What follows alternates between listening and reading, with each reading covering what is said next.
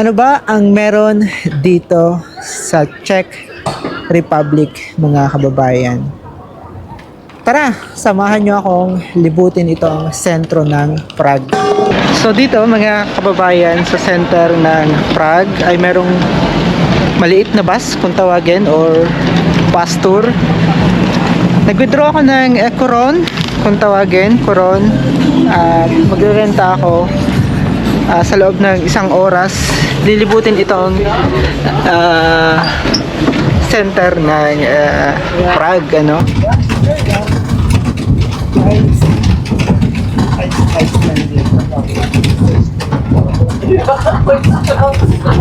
Parang kayo pala itong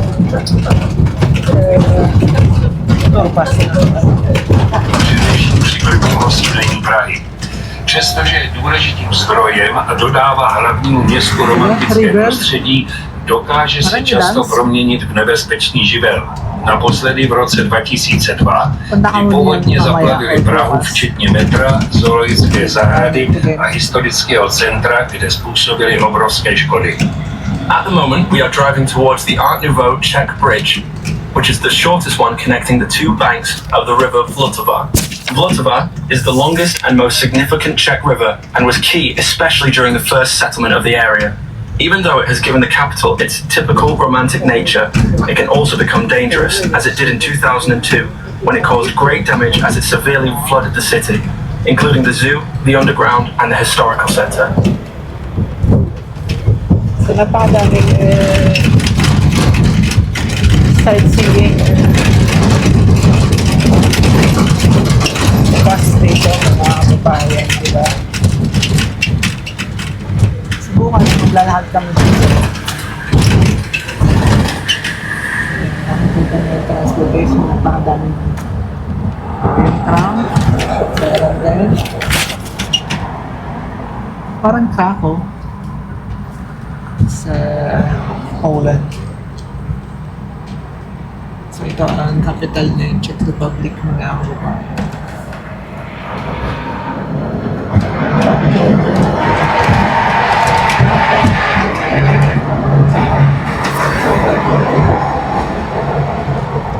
What do you think? It's nice.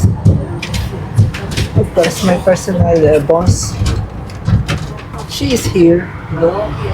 Plně míjíme Strakovou akademii. Budovu postavenou na konci 19. století, původně jako ubytování pro nemajetné syny šlechty, která nyní slouží jako sídlo vlády České republiky. On our left side, there is the building of Straka Academy, built in the late 19th century, which originally served as housing for impoverished children of the nobility. Now, the building is the seat of the government of the Czech Republic. Kita niyo naman, diba?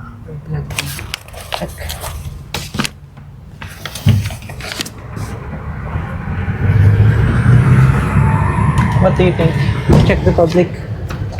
Nice. Nice? It's look like wood, yeah?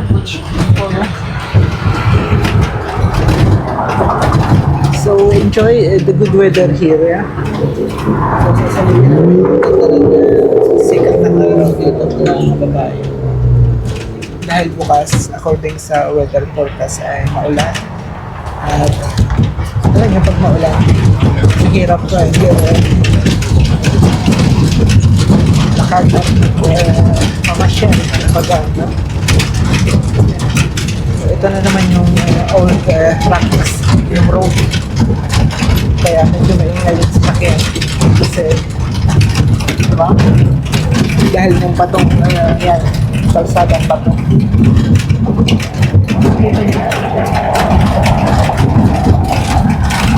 Doon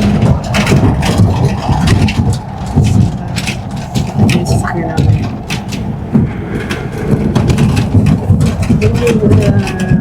Vintage. Jeli do Valštinské ulice, pojmenované po Albrechtu z Valštejna, slavnému vojevůdci 30leté války. Ten zde nechal na místě 26 domů postavit obrovský palácový komplex, který právě míjíme po levé straně. včetně zahrad, jezírek či jeskyně, který měl podle jeho plánu zastínit i Pražský hrad s jeho zahradami, který můžeme vidět na kopci napravo. Dnes je Valčínský palác sídlem Senátu České republiky. We have just entered the Wallenstein Street, named after Albrecht von Wallenstein, a famous commander in the 30 Years' War. He had built this vast palace complex, which we are just passing on the left, in the place of 26 townhouses. Yeah? The whole area includes gardens, ponds, and a grotto, and was intended to be greater than Prague Castle itself, which we can see up on the hill on our right side. Today, the Wallenstein Palace is the seat of the Czech Senate.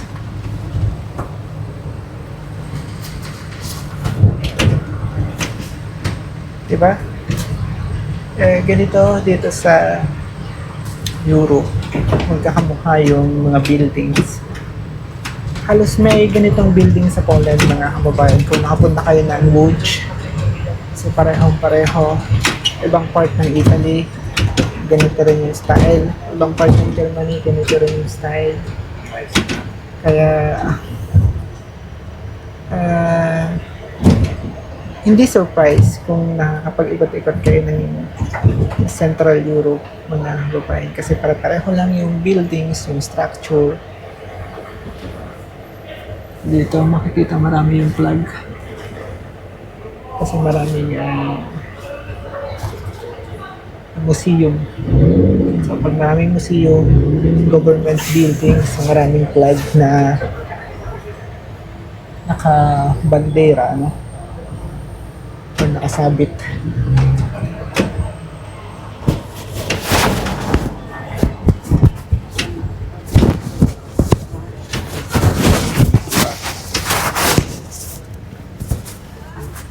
Ganda ng panahon dito sa Poland. Sana hindi umulan para tuloy-tuloy yung saya. O makikita nyo naman yung sasakyan sa likod nito, diba? Vintage na vintage. So, ginagamit nila ito sa papasyal sa mga tourist. So makikita nyo sa likodan ko or sa likod nitong mini bus tour. Meron vintage car o old car kung tawagin. Nag-ikot-ikot din yan dito, pero feeling ko mas mahal kapag umarkila ka ng vintage car katulad ng nasa likod na yan. So, dito makikita nyo naman, diba? Marami rin mga estudyante na nagtutur siyempre dito sa Europe, kahit sa Poland, maraming mga ganyan. So, ganito rin dito sa Czech Republic. Kasi ang Czech at Poland ay magkapareha lang naman na halos ng tradisyon na. So, Slavic nation din. Ito kasi yung Czech, kaya halos magkakapareho lang yung tradisyon o yung beliefs nila. So, magkakaiba nga lang ng lingwahe sa madaling salita mga kababayan. At least masaya at naipakita ko sa inyo itong ganitong experience dito sa Czech Republic or sa Prague, ang capital ng Czech Republic, mga kababayan. What do you think? Tomorrow where we go? Let me see. We don't have plan. We don't have plan. Talk. How many times you are here in Czech? I think second or third time. Second or third time. Me, it's my first time. Unang beses ni kabayang Edrian dito. Literal na old. Kasi hindi ito na-damage nung mga panahon ng gera dito sa Europe. Kaya maraming mga tourist din pumupunta dito, bumibisita para masilayan ang ganda or natural na ganda ng Czech. Malostranské náměstí, kterému vévodí barokní kostel svatého Mikuláše. Tento prostor sloužil jako tržiště, již od založení Malé Strany stála končí ulice. taky v 16. století vypukl požár, který zničil velkou část města. We have now reached the Malostranska, or the Lesser Town Square, which is dominated by the Baroque church of St. Nicholas on our left. This area has been used as a market and a central point ever since the establishment of the Lesser Town in the 13th century, which also included public executions. This is also where a great fire started off in the 16th century, destroying most of the city on this riverbank.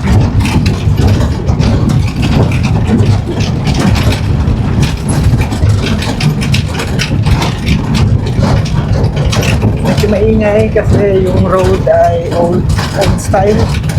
Puro rock. Kaya yung gulong ay matigpit na kababayan. Maraming mga old structure talaga dito na makikita sa Czech Republic. Ito. Sulit. Marami rin mga Chce stoupat nahoru na Hračany k Nerudovou ulici, jednou z nejznámějších v Praze.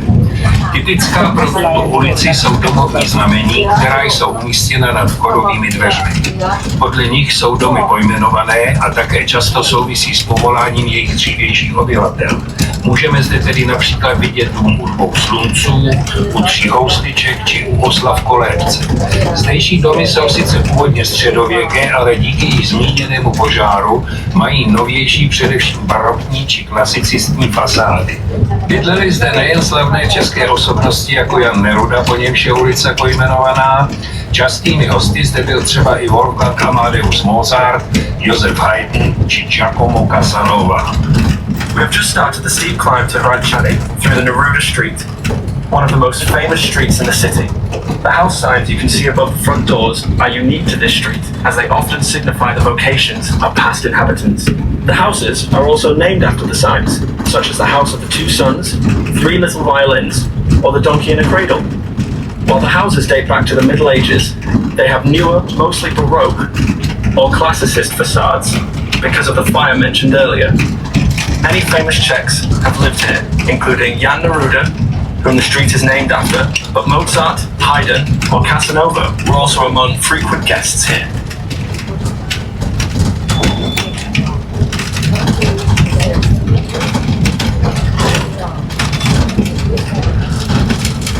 So, nandito daw ang mga bigating personalidad sa street na to. So, hindi ako masyadong familiar sa Czech Republic. Kaya, ginagawa ko ng buong video para ipakita sa inyo na pag-iikot itong maliit na bus na to or bus tour. Kasiyahan ko na ito regalo ko sa aking birthday ang papasyalan ng sentro ng Czech Republic. St. John of Nepomuk carries over to the very dreamy neighborhood called Nový Svět, or the New World. The area, as it is now, was built in roughly the 17th century and is referred to as the Montmartre of Prague, as this is where the poorest used to live. Multiple families crammed into tiny houses in terrible living conditions. Today, it is popular with artists, and its calm, serene atmosphere often contrasts with the crowded streets of Hračany. When we leave this lane, on our left, we can see the house of Tycho de Brahe, the Danish astronomer.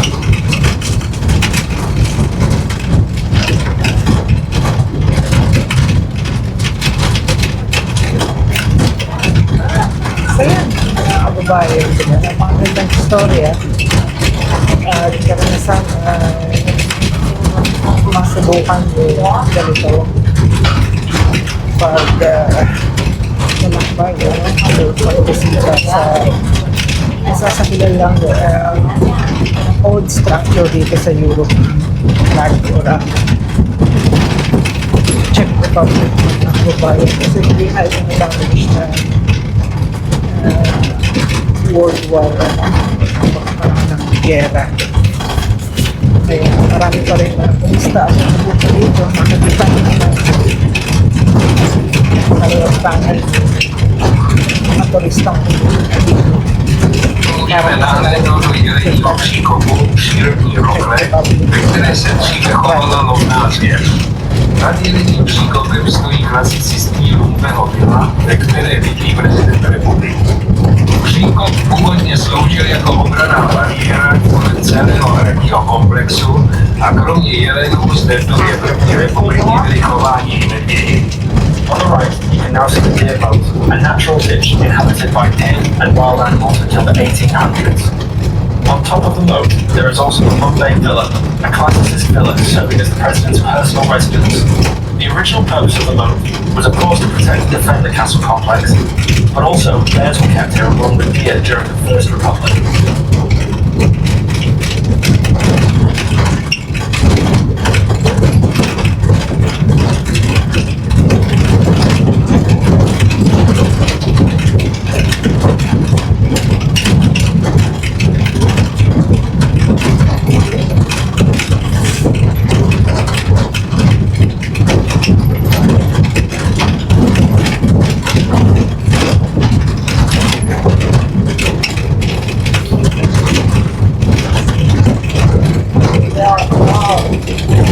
What do you think? Scared for the sheep, right? Skalnatý kopec, kde se těžil kámen a který byl v době Karla IV. Osázen vinicemi. Dnes je Petřín znám jako jedno z nejromantičtějších míst Prahy díky svým zahradám i výhledům. Na vrcholu Petřína stojí Petřínská rozhledna, menší kopie Eiffelovy věže v Paříži. Nad námi napravo od rozhledny se vypíná Strahovský klášter, známý svou nádhernou knihovnou. Samotná knihovna vznikla v 17. století, její nejstarší exemplář pochází však i z roku 860. On the left, we can now see Petrin, a rocky hill used for mining which was covered in vineyards during the reign of Charles IV. Today, Petrin is best known for its gardens and views, making it one of the most romantic spots in Prague. On top of the hill, there is the Petrin Tower, a smaller copy of the Eiffel Tower in Paris. Above us, on the right side of the tower, we can see the Stralhov Monastery, famous for its stunning library. The library itself dates back to the 17th century, yet its oldest piece was written in 860.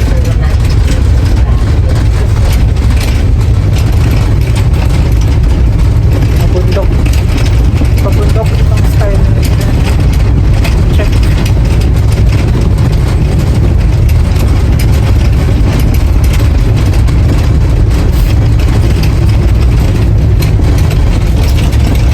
Enjoy.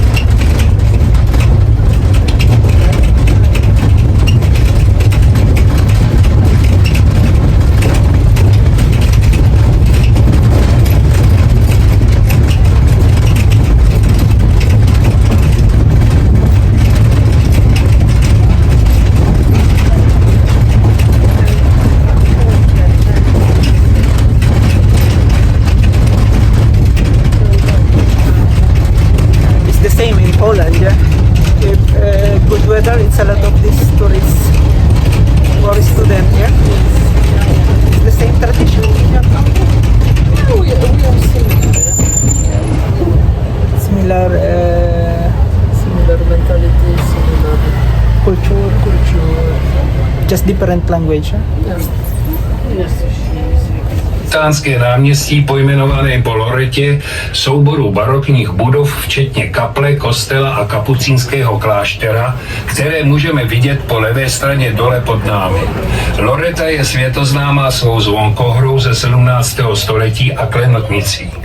Naproti stojí největší barokní palác v Praze, palác Černínský, dnes Ministerstvo zahraničních věcí. Je zajímavé také záhadnou smrtí ministra zahraničí Jana Masaryka v době komunistického převratu v roce 1948.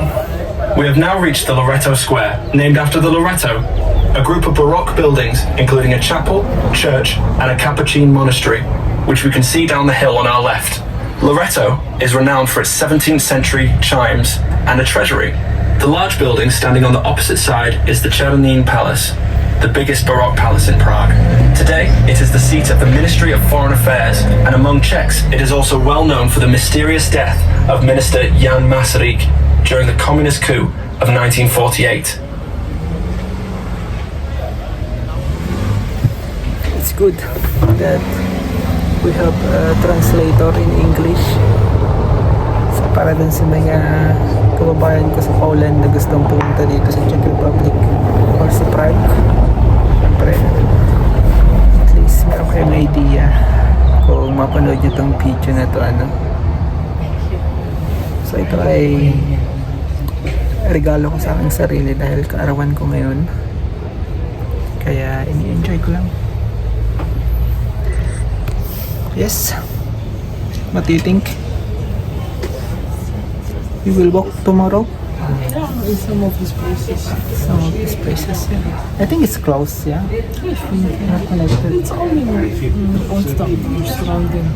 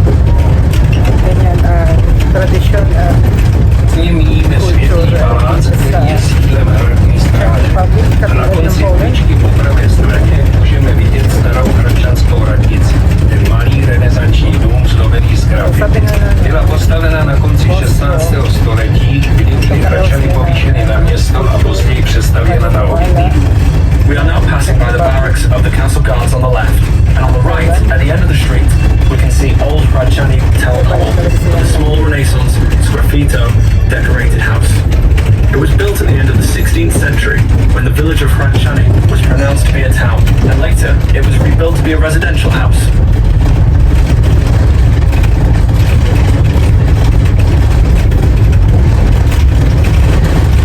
Marami rin mga matatanda. So, ganyan dito sa unit na matatanda. Panayaan niya, travel. Katulad nito mga nasa unahan ko dito.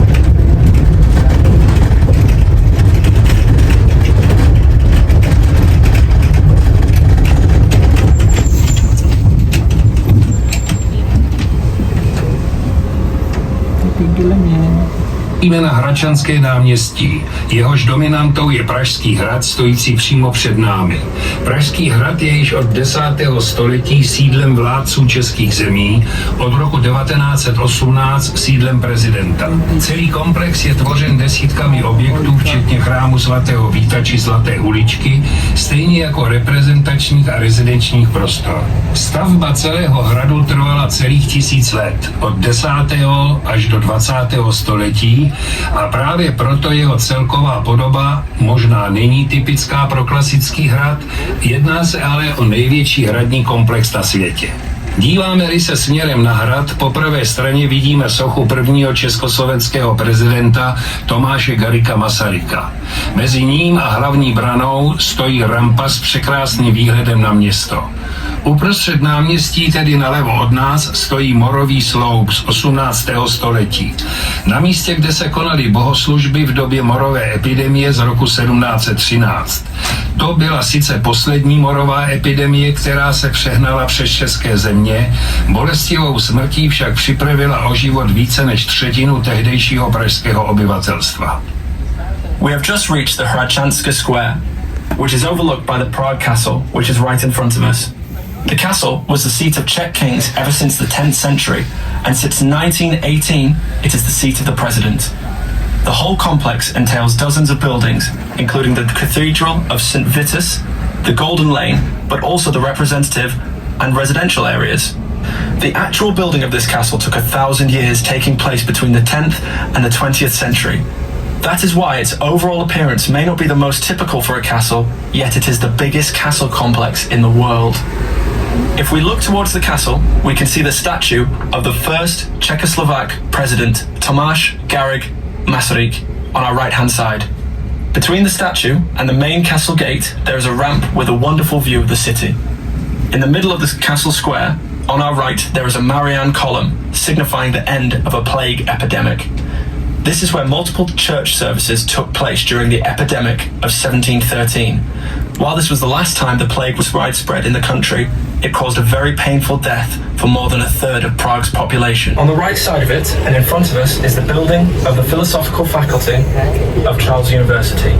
The whole square is named after Jan Palach, its most famous student, who became a symbol of resistance against communism when in 1969 burned himself to death in protest of Czechoslovak's passive acceptance of the Soviet occupation.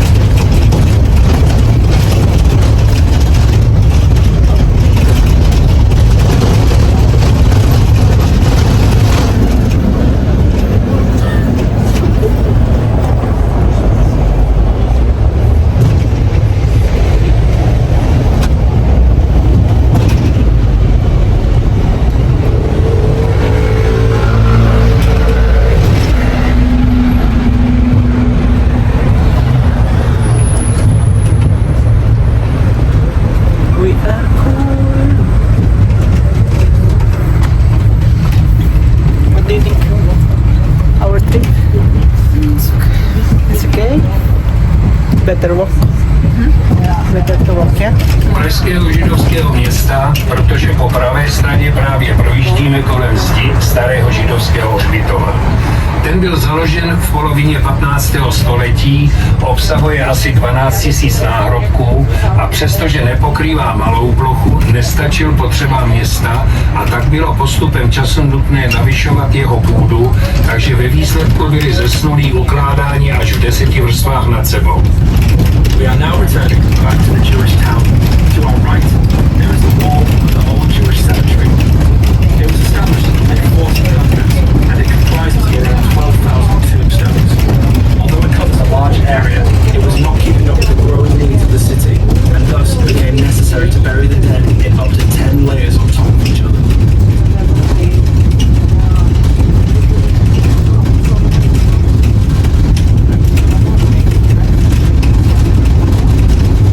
Přes malý park vidíme gotickou staronovou synagogu postavenou ve 13. století, tedy jednu z nejstarších na světě. ve 40. letech byla od svého postavení neustále v provozu.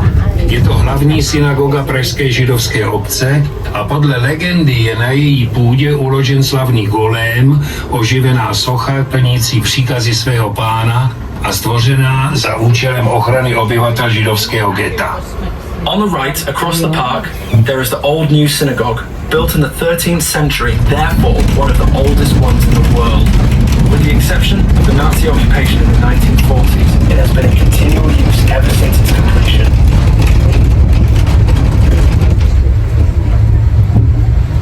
Wow. So they are close, yeah? So pabalik na kami mga kababayan. Projíždíme Pařížskou ulicí, jednou z nejprestižnějších adres celé Prahy, která vede od Vltavy až ke Staroměstskému náměstí. Vznikla přestavbou židovského města na začátku 20. století a své jméno získala díky svému častému přirovnávání ke slavným pařížským bulvárům. Dnes zde sídlí především prestižní módní butiky a zlatnictví, které stojí za návštěvu minimálně jen díky svým působivým výlohám. Jak jistě již poznáte, právě se vracíme zpět na Staroměstské náměstí, jež je začátkem i cílem naší jízdy. Děkujeme vám, že jste si pro tento výlet vybrali náš vláček. Doufáme, že se vám jízda líbila a získali jste nové a zajímavé informace o historii i architektuře Prahy a také, že vás Praha uchvátila tak, jako miliony dalších návštěvníků a že se sem budete vždy rádi vracet. We are now passing through Paris Street, one of the most prestigious streets in the city, which runs from the bank of the River Vltava all the way to the Old Town Square, our finish point. It was established through the rebuilding of the Jewish town in the early 20th century and was named due to its likeness to the famous Parisian boulevards. Today, it is the home of famous fashion houses and jewelry shops, which are well worth a visit, at least for their impressive window displays. As you have surely figured out, we are now coming back to the Old Town Square, which signifies both the beginning and the ending of our trip.